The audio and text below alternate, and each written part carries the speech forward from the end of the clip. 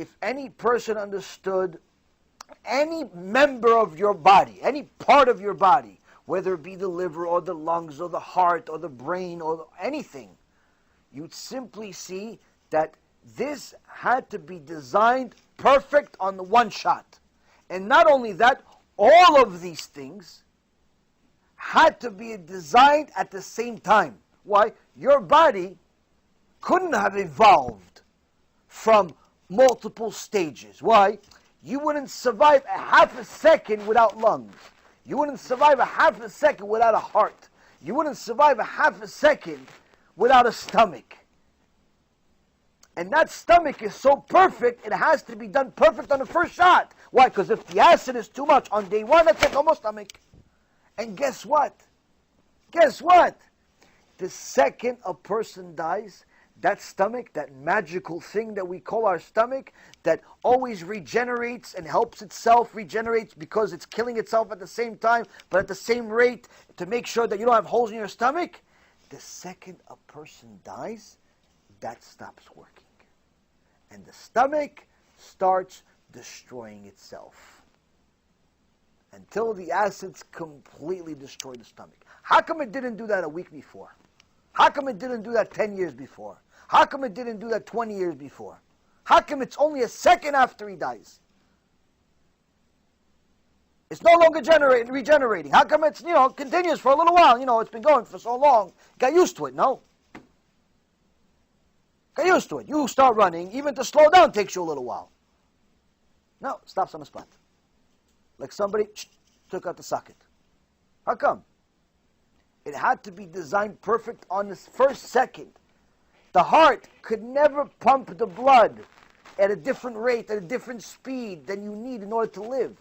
It couldn't just start slowly and then build up, like the evolutionists think.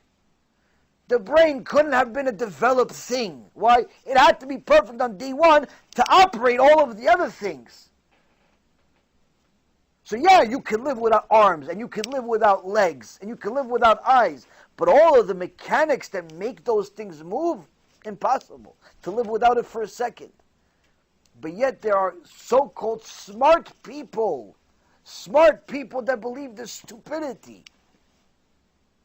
And unfortunately, there are some naive religious people who say, well, it does make sense what he says. Why? What would make sense? What exactly did he say makes sense? I don't know, it just sounded really good. Oh, you mean he's a good speaker? Haman was also a good speaker. You know who was the best speaker in the last 150 years? Hitler, Yimach Shemo. Hitler is the best speaker in the last 150 years. The only reason I say only in the last 150 years, I don't know anybody before that. I'm pretty sure he's probably the best speaker of all time. If you listen to a speech by Hitler, you don't need to know the language. Something happens. You start getting motivated, do something. I don't know what I'm going to do. I'm going to start cleaning the house. I'm going to kill somebody. I'm going to get married. I'm going to do something. I don't know. This guy's motivating. I have no idea what he's saying. You don't know he's actually talking about you to kill you. But, no, I'm going to do... Mamash, he had koch satan in him. Mamash koch satan in him. Now I'm a speaker. I taught speakers for over 20 years. I can appreciate speakers. I'm telling you, unbelievable.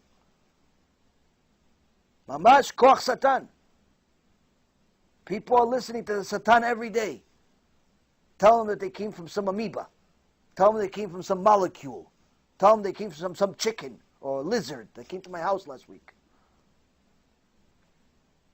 The foolishness of people. No, but it took a long time. What difference does it make? Long time, little time. Does it make a difference? It can never go to step one.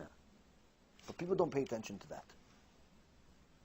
They think that if something takes a long time, eventually it works. They think that if they're married for long enough, eventually they're going to like each other. It doesn't work that way. If you don't work on your marriage every single day, guess what? You're going to hate each other a lot more in 50 years than you do today. If you work on your marriage every day, in 50 years, you're going to be more in love in 50 years than you are today. Time doesn't make things better. Work does.